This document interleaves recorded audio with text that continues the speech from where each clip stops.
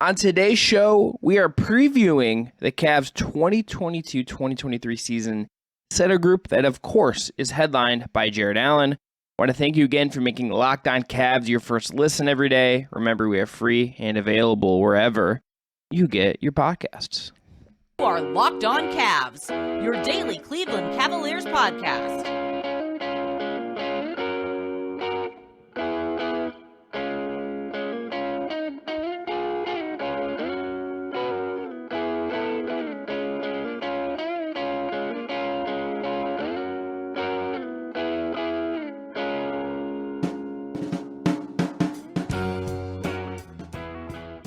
Today's episode is brought to you by LinkedIn. LinkedIn Jobs help you find the qualified candidates you want to talk to faster. Post your job for free at linkedin.com/lockedonnba. The music you heard on the way in is from our friends at Astro Radio.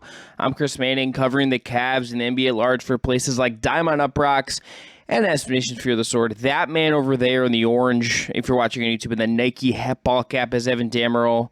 He's got the elf on. This is a Pro Elf podcast. Evan, you ready to talk about some centers? Heck yeah, I am, man. In the football sense, I mean, it's a very undervalued position, but in basketball, it's an interesting thought process because center really, the big man spot has evolved quite a bit, and the Cavs have a fairly interesting rotation of bigs on the roster at the end of the day. Like, a lot of them are multifaceted, and two of them provide you a lot of rim protection, but they do bring a lot of unique aspects to the table on offense. Let's start this off with Jarrett Allen. Segment 2, we'll talk about Robin Lopez. In segment 3, we're going to talk about Evan Mobley as a 5 in that specific context. What worked last year, what didn't, what kind of looks we could see, all of that stuff. But to start with Jarrett Allen, because he's the starting center, he was an all-star last year, he is one of the core 4 of this team, so to speak. Evan, in thinking about this, I think the only thing I can really feel like I need to say about Allen is that I don't think he needs to be more than he was last year. If you look at this team, you're looking at Donovan Mitchell, who they're going to ask you to do more scoring and do more things they needed last year. You're going to look at Evan Mobley and you're going to look and say, okay, what more can he do in year 2? You're going to look at Isaac Okoro and say, can he be more, and blah, blah, blah. We're going to yada, yada all these different guys, hit on all these different things. And what more can they do? Allen can just be himself. Jarrett Allen can just be Jarrett Allen, and he's going to be really good and really effective in that capacity. Yeah, I agree with that. I think, yes, Jarrett Allen is one of the older players of this core 4 for the Cavs, with Donovan Mitchell being the oldest and Jarrett Allen kind of being the elder statesman just in terms of overall experience before Donovan Mitchell came in. So a lot of people do think that maybe, hey, his game is kind of plateaued, it's maximized, but there's ways he could improve things. I mean, I don't think efficiency-wise he could really change much, but at his core, Jarrett Allen is a rim-running big man who is lethal in pick and roll as a roll man, and he is going to give you a ton of rebounding, and he's going to give you really, really, really good rim protection as well. And if that's all the Cavs get out of him, that's phenomenal, because he's also not a big, bulky, plotting center either. The way they're paying him, at least, people used to point at the Richaun Holmes contract, and I think Jarrett Allen is just clearly better than Richaun Holmes, but Jarrett Allen is just interesting contract-wise because he slots into what the Cavs are building, but he just, like you said, he doesn't need to improve much, but there's still spots he can improve at as a player overall, just because it's just natural to assume he's going to grow and develop further as he hits his prime. The thing about Allen, though, and where I disagree, is that I don't think I don't know what he's going to do. The development I think you wanted to see from him was the post-up stuff that happened last year. Now, we need to see if it's real. Let's see if that's real in year 2. Let's see if... That's one of the things I was going to get at, is just the post-up stuff, post-game stuff, but continue. If that's real... and that becomes just a thing. That's just okay, great. I don't know what else you're going to expect to do. Maybe it's a little more comfortable in DHOs. I don't think the 3-point shooting is ever going to be a thing, and that he's very, very effective. If you look at just what analytics love Jarrett Allen, he was 12th in dunks and threes estimated plus minus last year in the entire NBA. Not among centers, not among bigs, among all players in the NBA, and it was a large gap between him and some of the elite guys in that category, but that's 12th is a testament to how good and efficient and effective in his role he was. I think, Evan, it's just, I think the stuff that you could hint at him being better at, I think particularly in offense, I think Evan Mobley's likely just to do that stuff. I don't think there's like a need, in a way that I think there's like a need for Evan Mobley to leap. In a way, there's a need for Donovan Mitchell to do stuff. In the way even that there's a need for Darius Garland to maybe hit another level to some degree. Mm-hmm. I don't think there's like a need for Jarrett Allen to hit another level. I think if Jarrett Allen is Jarrett Allen, like you're pretty fine with that.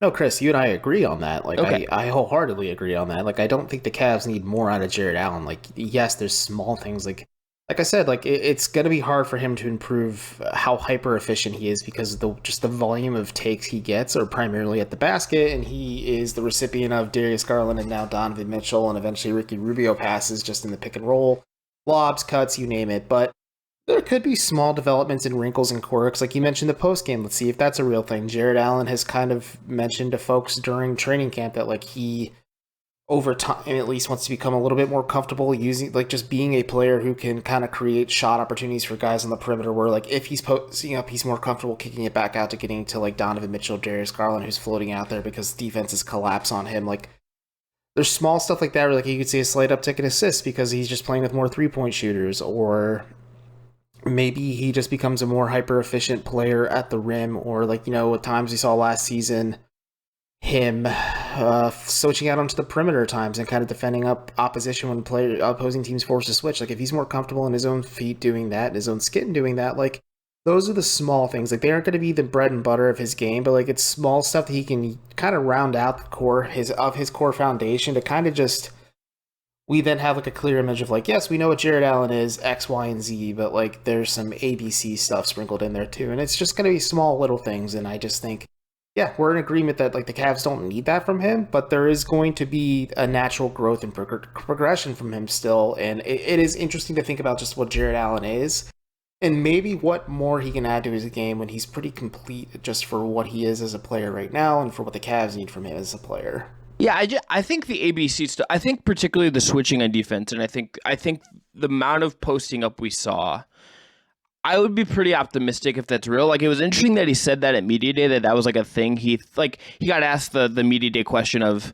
what did you work on this summer? And it's like, it was like the stuff that he did better last year. And I think I think it will be curious to see, more than anything else, when I think about his season, is just like, can he avoid the injury stuff?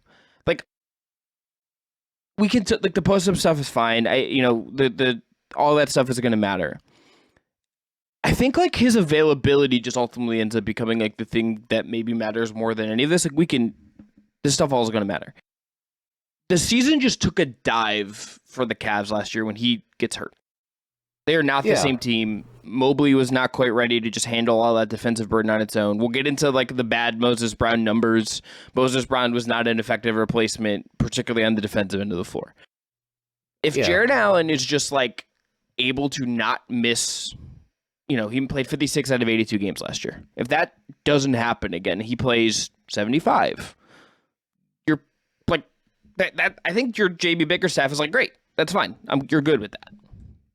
Yeah, you can't control health to an extent. Like, I think so, like what happened to Allen is a freak injury, the broken finger and stuff, but being available, like, it's something Kevin Love harps on a lot with, like, just him being available for every game last season other than having COVID. Like, he wasn't out due to injury. Like, that's going to be huge for the Cavs, because you're absolutely right. The Cavs took a pretty considerable nosedive because they are a defensive first team, and Jarrett Allen really is the backline of the defense, because when you kind of force Evan Mobley into that role where he's the only one protecting the rim, like, he did look overwhelmed and flustered at times, and that's natural for a guy who's fresh out of college and is trying to learn how to play NBA level basketball. And I think having Jarrett Allen a little bit as that safety blanket for just him and the Cavs in general just made this defense truly elite. And I don't know, man. I feel comfortable in saying the Cavs will probably be a top defensive team this upcoming season, but your point is an interesting one. Like, if Allen is more available, I wonder how high this team can reach just in terms of defensive metrics. Like, there could be a new level they hit just with like how Evan Mobley's going to have like probably a pretty crazy year 2 leap. And I would suspect, based on the roster, based on what they said and what Jarrett Allen said, I think they're going to ask a lot of him, and they're going to ask a lot of Evan Mobley defensively, just based on their scheme. Like it's going to be, I think, they're going to get the kitchen sink thrown at them in a lot of ways. And Allen, it's tough to see just because of who plays center. Like you look at Embiid, you look at Bam, like you look at the center, to make all defense for Allen, it's like a hard path to get there, but like I think it's like possible, just the volume you could throw at him and all that stuff. It's like very in line that he could have like a fringe all defense season. He's not gonna again hit, I think, the Bam and the Embiid levels just quite, but especially because like Mobley's gonna do some stuff as well and probably will end up being the better all defensive candidate if I were to guess. But he's really good. And just a reminder, the Cavs starting lineup that they used, tried to use Mustafa last year: Garland, Okoro, Market, and Mobley Allen, plus 10 per 100 possessions, scored 116, gave up 106.6. The template of Garland plus those two guys, again, it'll change this year. Maybe Okoro starts again, but Mitchell's in there. Like there's a lot of expectation, I think, that he's part of really effective lineups. And on that, we're going to go into our first break. Going to come back, talk about Robin Lopez, who wore Dame Time shoes to Media Day, which I quite enjoyed him wearing Dame Time Adidas that are from definitely a couple years old. But first, going to tell everyone about our friends at LinkedIn. Now, graphic. These days, every new hire can feel like a high-stakes wager for your small business. You want to be 100% certain that you have access to the best qualified candidates available. That's why we have to check out LinkedIn Jobs. LinkedIn Jobs helps find the right people for your team faster and for free. Then, all you have to do is add the job and the purple hiring frame, #hiring frame, to your LinkedIn profile to spread the word that you're hiring. It's really easy to do and helps you find the right person for your business. Simple tools like screening questions make it easy to focus in on the candidates with just the right skills and experience. You can quickly prioritize who you would like to interview and hire.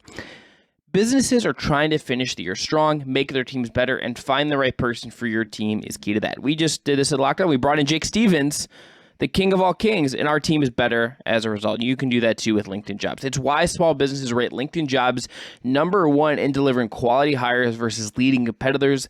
LinkedIn Jobs helps you find the qualified candidates you want to talk to faster. Post your job for free at linkedin.com/LockedInNBA. That's linkedin.com/LockedInNBA to post your job for free. Terms and conditions apply.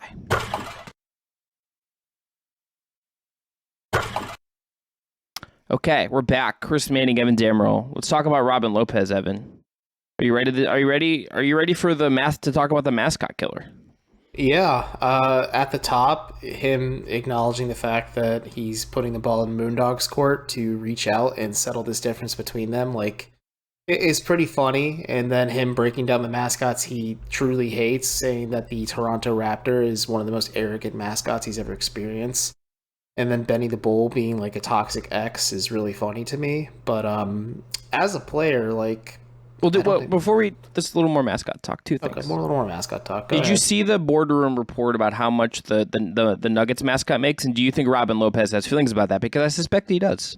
I more so have feelings that the Nuggets mascot makes more money than Diana Taurasi and Breanna Stewart combined, which is... Not great. Is more an indictment on how the NBA or WNBA needs to properly pay their players in general. But, you know, whatever. What do I know? I mean, just whatever. I'm going to get a little heated. I got heated seeing that. So I was just like, what the heck? It's not great. But secondly, I think it would be a mistake-free idea. I think you got to get Robin Lopez involved in the hot dog race at a Guardians game and have him like club ketchup over the head.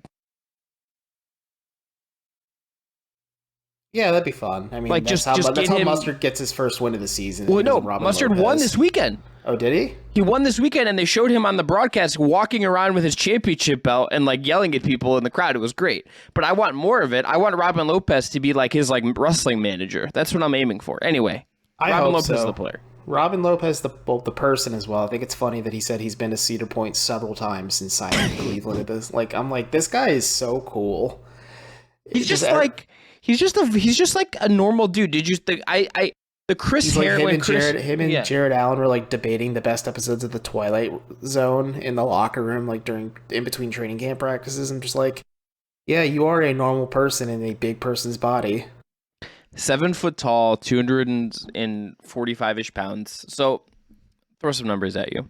Last year, Moses Brown at center in 329 possessions. The Cavs were outscored by 15.5 points per 100 in those minutes. The most common used lineup in that stretch: Garland, LeVert, Okoro, Larry Markin, and Moses Brown. Minus 18.6 in 126 possessions. Look, it's not good. But Chris, our listeners were banging on their desk trying to tell us Moses Brown was the difference maker, and the Cavs should keep him. I mean, he was fine, but like he's also just like not like the huge defensive. Again, there is a drop off when Jarrett Allen was sidelined, and you're asking Moses Brown to be like your rim protector when Evan Mobley was out too. Yes, and you're not, and like to be clear, Robin Lopez is not. If like Jarrett Allen misses a week with a twisted ankle, Robin Lopez is not going to step in and provide what Jarrett Allen does. He's a very different player in terms of like how he plays in like what he does offensively in particular. But last year with the Magic were the lineups with him were outscored by 7.5 per 100 possessions. By comparison, the Magic as a team were outscored by 8.5 per 100 overall and were really bad. Like the Magic were obviously stunk last year. That's how they ended up getting Paolo Banchero in the lottery this year. I think, Evan, if Lopez is just like solid and fine and plays when you need him, that's all you need. And I think like that makes it a win. And again, I think it's very clear and intentional that the Cavs were like, let's get the veteran available who's big and not run it back with Moses Brown or pick another developmental kind of more lob thready center. They went a very specific flavor in getting Robin Lopez. They went a very specific flavor, and you look at the Ed Davis signing last year, that's kind of the same vein Robin Lopez will fill. Maybe a little bit more gas in the tank, a little more mileage, tread on those tires for Robin Lopez compared to Ed Davis, just of where they're at in players. And to Chris's point, yes, let's say Jarrett Allen is out for a couple games because of an injury or something, and you ask Robin Lopez to step in, you're not going to get the same production, of course not, but I think you're going to get something that's maybe just a step or two above what Ed Davis gave the Cavs. And Ed Davis did play well at times for the Cavs in spot starts or just in random rotation minutes where the Cavs kind of had a lead on him, but I think it's just clear that like Ed Davis is a smaller center too. Robin Lopez is just a lot more rounded out as a big body in general as well. And the guy we're going to talk about in the third segment, I also just think like, hey, the Cavs clearly needed to get a backup center that had provided you some quality depth, but it wasn't a huge priority for them this offseason, clearly. And I think a lot of it just indicates like, yeah, Evan Mobley is probably going to be asked to play a lot more if something happened to Allen, but having some more higher-esque quality depth behind Mobley and Allen just as like a center and Robin Lopez makes sense. And like you said, the Magic weren't very good last season, and Robin Lopez is more of like a good vibes locker room guy. Says all the right things about the Cavs and how they're just like a team he's always admired and like just the culture that they've been building he wanted to be part of. But yeah, it'll be fun. Like I think the sound bites he will provide as a player when he does talk to the media will always be fun for me, but I think just what he provides, I'm just like, yeah, he makes sense as a very cheap, effective option behind Mobley and Allen, and he is an improvement over Ed Davis and Moses Brown. And also Isaiah Mobley's just not quite ready to play at the NBA level. Yeah, Mobley's like, you're betting on that being like a year from now that he can take over this role. The other thing about this, I'm curious to see like if they deploy Lopez based on who they're playing, right? Like if they're playing Philly and they need bigger bodies for Embiid. We talked about this. Yeah, but just in case people haven't listened to those episodes. I know. If they're playing, Minnesota, or they're playing Philly, or they're playing, some of these teams in these don't like. They're like Toronto would be. I think would be like a tough matchup for him, but Milwaukee too. But like Milwaukee has at least like they could play. Well, he might have to step on it. Like there's some girth in some of these teams that he could perhaps help with, right? Like in particular, I think like Philly just strikes me as the one just because of like you want fouls in a 7-footer on Embiid, and I don't know if they totally want.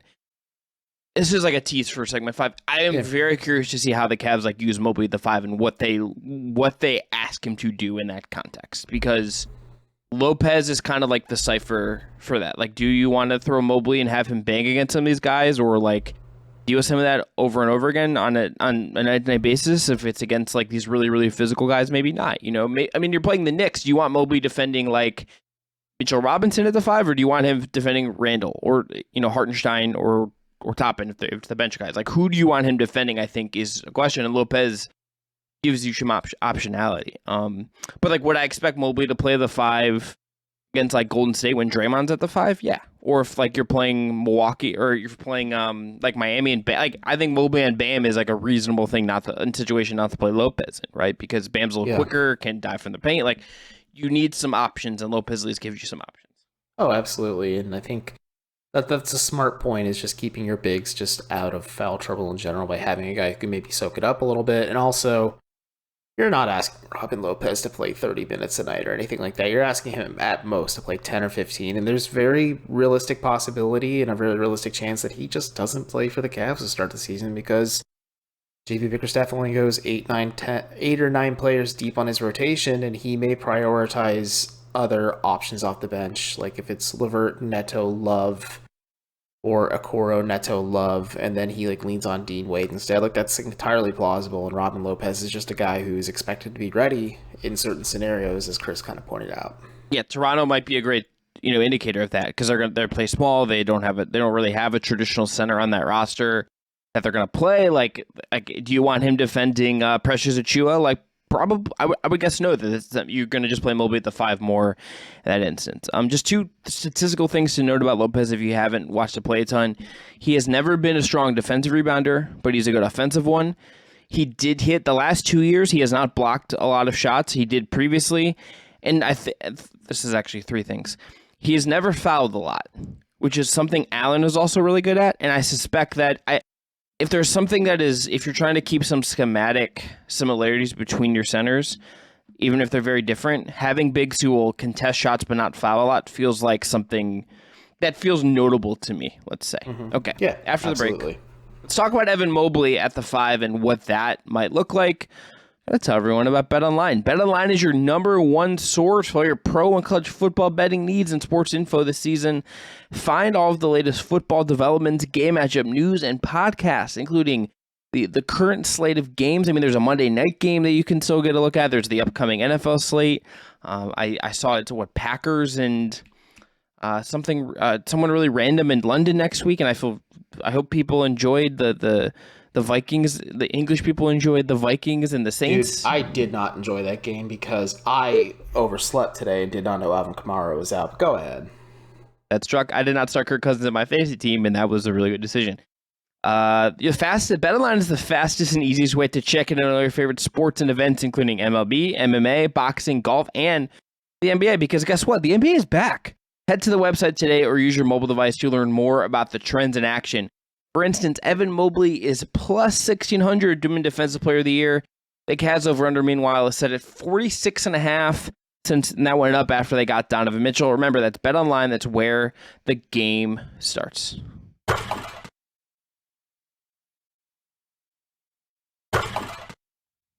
All right, last segment. I went off camera because that ad read was just so good. I mean, I'm just juiced thinking about not playing Kirk Cousins in fantasy. The Packers play the Giants, by the way, which maybe for Bill DiFilippo's sake, we see Saquon start at quarterback for them. Saquon Barkley play right wing back for Manchester City Challenge. Anyway, Evan Mobley. Cavs are plus 3.6 per 100 with Mobley at the 5 last year.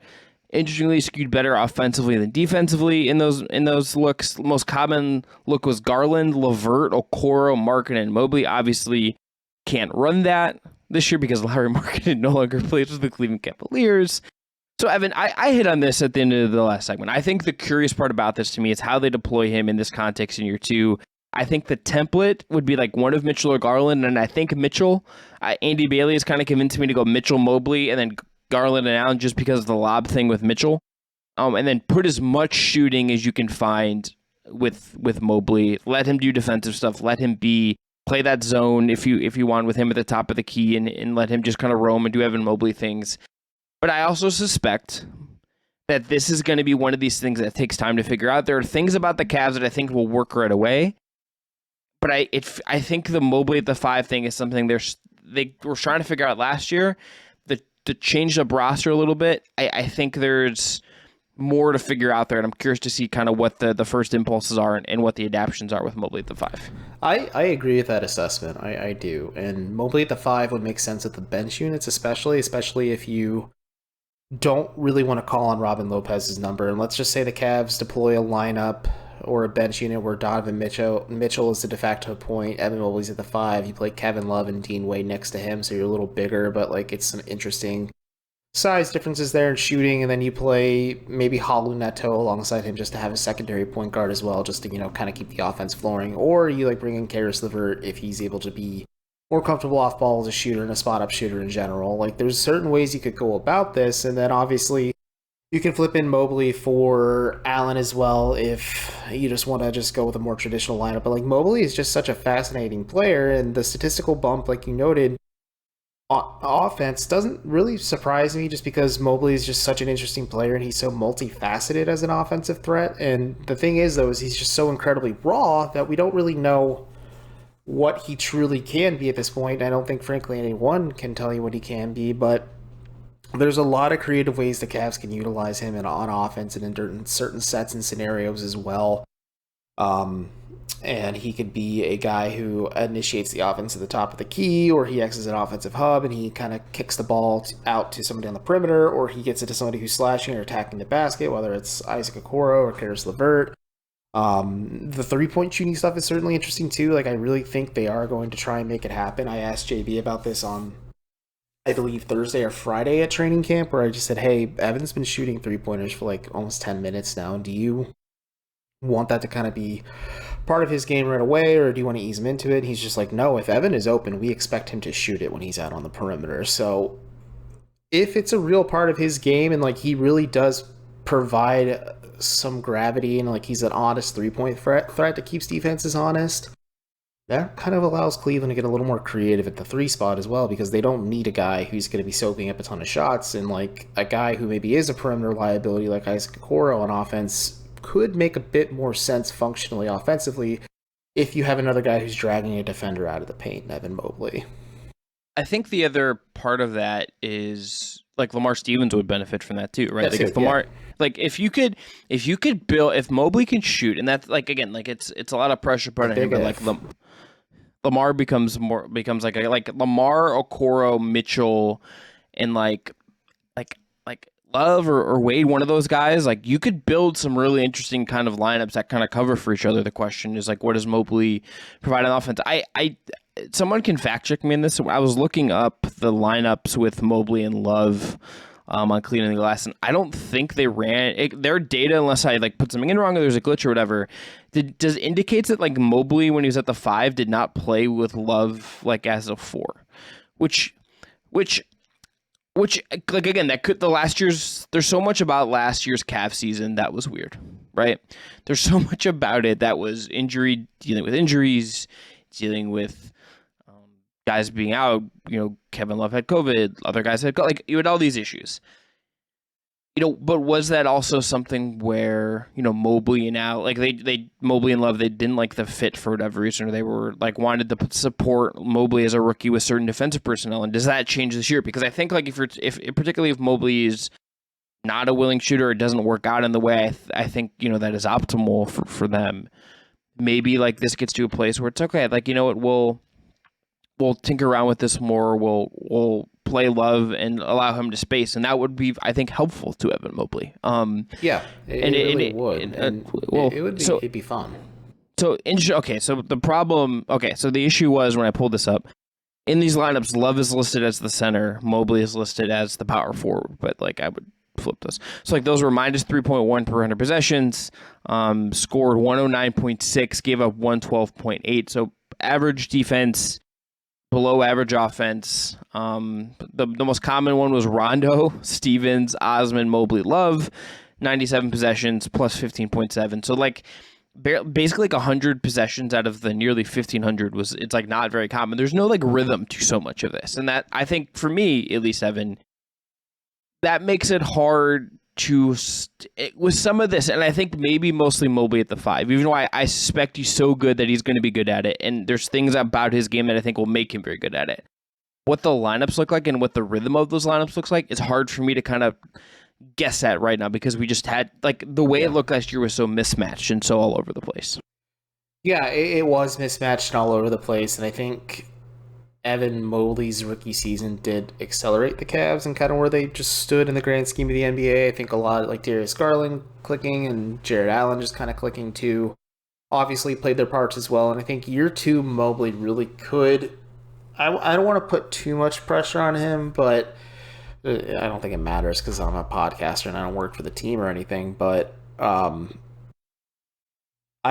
don't want to say like, yes, what we get from Evan Mobley right out the gates is going to set the tone for the Cavs this season. I think it's going to be Garland and Mitchell that does that, but over the longevity and the long run of this season, like what you get out of Evan Mobley as a player offensively, like certainly does set up a lot of interesting lineups and scenarios for the Cavs because let's go back to that lineup I mentioned where you have Donovan Mitchell at the 1, let's just say Isaac Okoro at the 2, then you have Wade at the 3, Love at the 4, Mobley at the 5. That is technically a 4-out lineup if you put LeVert at the 2. And LeVert, again, is comfortable spotting up and shooting off ball.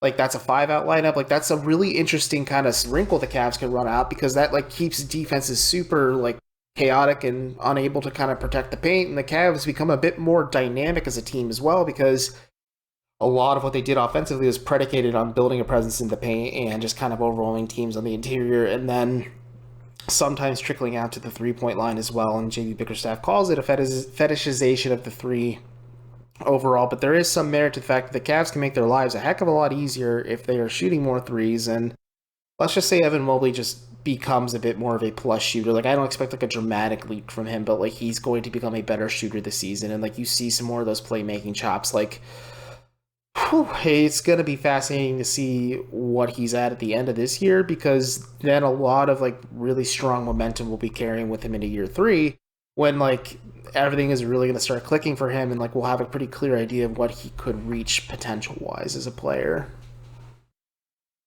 Him at the 5, I think you'd send into this in is part of where he's going. There's world. He got bigger this offseason. Like he got bigger to play the 5.